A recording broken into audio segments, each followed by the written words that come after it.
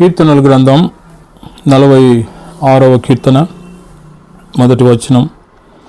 దేవుడు మనకు ఆశ్రయమును దుర్గమునై ఉన్నాడు, ఆపత్కాలములలో ఆయన నమ్ముకొనదగిన సహాయకుడు. దేవునికి మహిమ కలుగును గాక. క్రీస్తునందు ప్రేమైన దేవుని సంగమా, దేవుని ప్రజలారా, దేవుని మహా గొప్ప ఉన్నతమైన కృపను బట్టి దేవుడు మనకు అనుగ్రహించిన ఈ సమయాన్ని బట్టి దేవునికి స్తుతులు చెల్లిస్తూ తిరిగి దేవుని నామమున మీకు శుభములు దీవెనలు అందిస్తూ ఉన్నాను. చదువుకున్న లేఖన భాగం కొరహు కుమారులు రచించినటువంటి శ్రేష్టమైన గీతం. మరి కొరహు కుమారులను గురించిన విషయాలు పాత నిబంధనలో మనకందరికీ బాగా తెలుసు. కొరహు, దాతాను, అభిరాములు మోషేకు, అహరోనుకు వ్యతిరేకంగా వారు తిరుగుబాటు చేసిన విధం, దేవుడు కోపించి వారి సంతానము ఏ రీతిగా శపించాడో, ఏ రీతిగా వారిని శిక్షించాడో మనందరికీ విదితమే. అయితే లేఖనంలో దేవుడు కోరహు కుమారులను మాత్రము ప్రత్యేకపరిచినట్టుగా ఇక్కడ గమనిస్తూ ఉన్నాం. పేరెంట్స్ లేరు, నాన్నవారు ఎవరు లేరు. అయితే కోరహు కుమారులు మాత్రం దేవుని చేత ఏర్పాటు చేయబడి, దేవుని చేత ఆశీర్వదింపబడి, భౌతిక సంబంధమైనటువంటి శరీర సంబంధమైన బాంధవ్యం తల్లిదండ్రులు లేకపోయినా పరమ తండ్రి యొక్క భద్రతలో, పరమ తండ్రి యొక్క పోషణలో కోరహు కుమారులు ఎదిగి లోకంలో కాకుండా దేవుని సన్నిధిలో వారు ఆశీర్వదింపబడి వర్ధిల్లారు. దేవుని మందిరంలో మంచి క్వైర్స్టర్స్గా, మంచి గాయకులుగా, మ్యూజిషియన్స్గా, అంత మాత్రం కాదు, దేవుని మందిరంలో ద్వారపాలకులుగా వారు నియమింపబడి దేవుని సేవ చేశారు. చాలా శ్రేష్టమైన కీర్తనలు రాశారు. అందులో ఒకటి ఈ 46వ కీర్తన. దేవుని గురించి వారు తెలియజేస్తున్నటువంటి గొప్ప మాట, దేవుడు మనకు ఆశ్రయం, ఆయన మనకు దుర్గం, ఆపత్కాలములలో ఆయన నమ్ముకొనదగిన సహాయకుడు.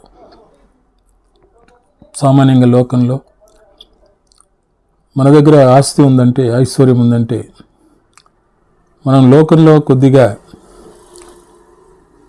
దీవెనికరంగా, ఆశీర్వాదకరంగా బాగున్నామంటే లోకస్తులు అందరూ మన దగ్గరికి వస్తారు. ఒకవేళ మనం అంత కోల్పోయి కష్టకాలంలో, లేమిలో, ఇబ్బందిలో, బాధలో ఉన్నప్పుడు ఏ ఒక్కరు కూడా మన దగ్గరికి రావడం ఇష్టపడరు.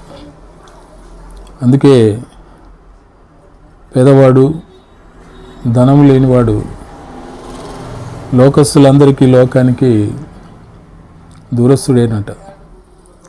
ధనము గలవాడు అందరికీ బంధువే. అయితే పరిశుద్ధ గ్రంథం లోకానికి వ్యతిరేకంగా, లోక నానుడికి వ్యతిరేకంగా ఒక గొప్ప ఆదరణకరమైన మాట, ఆపత్కాలములలో దేవుడు మనకు సహాయకుడు. దేవుని బిడ్డలారా, కొన్ని పర్యాలు మనకు సమృద్ధి కలిగినప్పుడు దేవుని మర్చిపోతాం, దేవుని విడిచిపెడతాం. అసలు రకంగా లోకరీతిగా మాట్లాడాలనుకుంటే దేవుణ్ణి లెక్క చేయం, నిర్లక్ష్యం. అయితే అంత కోల్పోయిన తర్వాత మరలా దేవుడు గుర్తుకొస్తాడు. అప్పుడు దేవుణ్ణి మనం మొరపెడతాం. అయినా దేవుడు అన్యాయస్తుడు కాదు. మనం ఆయనను మర్చిపోయామేమో అని, మనం ఆయనకు దూరంగా వెళ్ళిపోయామేమో అని ఆయన బాధపడతాడు, కానీ ఆయన మనల్ని ఎప్పుడు దూరం చేసుకోడు. అందుకే లేఖనంలో రాయబడిన మాట, ఆపత్కాలం ముందు మీరు నాకు మొరపెట్టండి, నేను మిమ్మల్ని విడిపిస్తాను. ఆయన సహాయం చేస్తానని వాగ్దానం చేశాడు. అదే కోరహు కుమారులు చెబుతున్నాడు. ఎప్పుడు? మనం ఆపత్కాలంలో ఉన్నప్పుడు.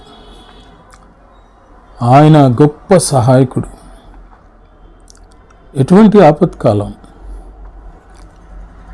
మొదటిగా మనం లోకరీతిగా లోకాన్ని స్నేహించి దేవుని నమ్మి దేవుని ఆశ్రయించిన తర్వాత దేవుణ్ణి తృణీకరించి మరలా లోకం వైపు వెళ్ళినప్పుడు, లోకంలో మనం పడిపోయినప్పుడు దేవుని వైపు చూస్తే ఆయన మనకు సహాయం చేసేవాడు. అందుకే అన్నాడు, బూదిగంతంలో నుండి నీకు సహాయం చేయవాడును నేనే. కనుక దేవుని మరిచిపోయి ఈ లోకంలో మనం పడిపోయిన స్థితిలో ఎవరు మనకు సహాయం చేయలేదు అన్న స్థితిలో ఉన్నప్పుడు ఆయన మనల్ని ఆదుకునే గొప్ప సహాయకుడు. రెండవది, మనం శోధనలో ఉన్నప్పుడు. యేసుప్రభువు ముందుగానే చెప్పాడు, మీరు శోధనలో ప్రవేశించకుండానట్లు మెలకువగా ఉండి ప్రార్థన చేయుడని. అయితే కొన్ని పర్యాలు ఆ ప్రార్థన లేని చేత మనము దేవునికి దూరస్థులమై శోధనలో పడిపోతూ ఉంటాం. టేక్ ఫర్ ఎగ్జాంపుల్ దావీదు మహారాజు. ఆ చరిత్ర గురించి నేను చెప్పాను. అయితే దావీదు మహారాజు తను చేసిన దుష్కార్యం, ఆ దోషాన్ని బట్టి దేవునికి మొరపెట్టినప్పుడు నమ్మదగిన తండ్రి దేవుడు దావీదు మహారాజును ఆశీర్వదించాడు, ఆయనకు సహాయం చేశాడు. అందుకే 51వ కీర్తనలో దావీదు కీర్తనకారుడు అంటాడు కదా, దేవా నీ కృప చొప్పున నన్ను కరుణించుము, నీ వాత్సల్య బాహుల్యము చొప్పున నా అతిక్రమములు చేసి నేను శోధనలో చిక్కుకొని పోయాను. అందుకే నాకు నీవు సహాయం చేయాలి. నమ్మదగిన తండ్రి ఆపత్కాలంలో ఉన్న దావీదుకు సహాయం చేసినవాడు నీకు నాకు మనకు చేస్తాడు దేవుని బిడ్డలారా. అందుకే యెషయా గ్రంథంలో వాగ్దానం చేశాడు కదా, దావీదునకు చూపిన శాశ్వత కృపను మీకు చూపేదని. మూడవది, మనం మనుషులం గనక, శరీరంతో ఉన్నాం గనక, ఎంత భక్తుడైనా, ఎంత పరిశుద్ధుడైనా, ఎంత నీతిమంతుడైనా ఒక స్థితిని మాత్రం ఖచ్చితంగా పొందగలడు, తప్పదు. అది యవన ప్రాయంలో ఉండొచ్చు, మధ్య వయసులో ఉండొచ్చు, వృద్ధాప్యంలో ఎప్పుడైనా సరే. అదే రోగం, అస్వస్థత. ఈ రోగాలు ఎందుకు వస్తాయన్నవి అనేక రీతులుగా మనం మాట్లాడవచ్చు. అయితే ఏ రీతిగా నీకు రోగం సంభవించినా, ఏ రీతిగా నువ్వు రోగగ్రస్తుడవైనా, ఏ రీతిగా నీవు శారీరకంగా చితికిపోతున్నా, ఒక్కసారి ఆయన వైపు చూచి, అందుకే లేఖనంలో అనేకులైన వారు దేవునికి మొరపెట్టినట్టు, ప్రభువుకు మొరపెట్టినట్టుగా, దావీదు కుమారుడా నన్ను కరుణించమన్నప్పుడు ప్రభు వారి దగ్గరికి వచ్చి వారిని కరుణించినట్లుగా, సహాయం చేసినట్టుగా, లేఖనంలో అన్నట్టుగా, ఈ దీనుడు మొరపెట్టవే యెహోవా ఆలకించును, వారి శ్రమలన్నింటిలో నుండి వారిని తప్పించునన్నట్టుగా ఆయన వాగ్దానం చేసి, నేను స్వస్థపరచు యెహోవాను నేనే. అందుకే యెషయా గ్రంథం 53లో ఆయన పొందిన దెబ్బల చేత, గాయముల చేత మనకు స్వస్థత కలుగుతున్నది. ఇదిగో మనం రోగగ్రస్తులమై మరణకరమైనటువంటి రోగముల చేత మనం చిక్కుకొని శ్రమలో ఉన్నప్పుడు భయపడొద్దు. నిన్ను ఎవరు ఆశ్రయించకపోయినా, నిన్ను ఎవరు చేరదీయకపోయినా, నీకు ఆశ్రయము, నిన్ను చేరదీసేవాడు, నీకు ఆరోగ్యము, స్వస్థతనిచ్చే దేవుడు ఉన్నాడు. ఆయన మన ప్రభు రక్షకుడైన యేసుక్రీస్తు. ఒక్కమారు మొరపెట్టు, ప్రభు నీకు సహాయం చేస్తాడు. కోరహు కుమారులు అన్నారు, దేవుడే మాకు ఆశ్రయం. అందుకే అంటారు కదా, దిక్కులేని వారికి దేవుడే దిక్కు అన్నట్టు. అందరికీ దేవుడే దిక్కు.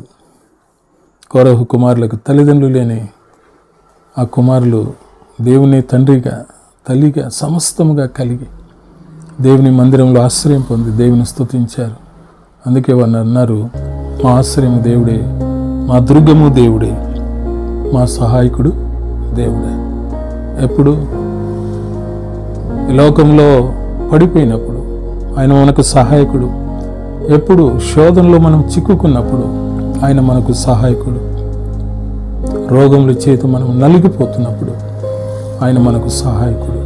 అయితే ఒక మాట, ఆయన వైపు చూచి ఆయనను నువ్వు మొరపెడితే, ఆయనకు మొరపెడితే ప్రభుని వీటన్నిటిలో నుండి తప్పించి ఆయన నీకు సహాయం చేయవాడు. ఆయన ఎబినేజర్ నీకు సదాకాలం సహాయకుడిగా ఉండి నడిపిస్తాడని ప్రభు పేట తెలియజేస్తున్నాను. దేవుడు మనల్ని దీవించును గాక. ప్రార్థన చేసుకుందాం. కృపగల తండ్రి, మీకు స్తోత్రం నాయన. కౌరవ కుమారుల ద్వారా మీరు మాకు ఇచ్చిన మంచి కీర్తనను బట్టి నీకు స్తోత్రములు. నీవు మాకు సహాయకుడవయ్యా, నీకు స్తోత్రములు. లోకంలో మాకు ఎవరూ సహాయం చేయకపోయినా మీరు మాకు సహాయం చేసే దేవుడు అని విశ్వసిస్తూ, మేము ఎటువంటి పరిస్థితుల్లోనున్నా నీ వైపు చూచి నీ సహాయాన్ని పొందుటకు సహాయం చేయమని యేసు నామమున ప్రార్థిస్తున్నాము తండ్రి. ఆమేన్. దేవుడు మిమ్మల్ని దీవించును గాక. ఆమేన్.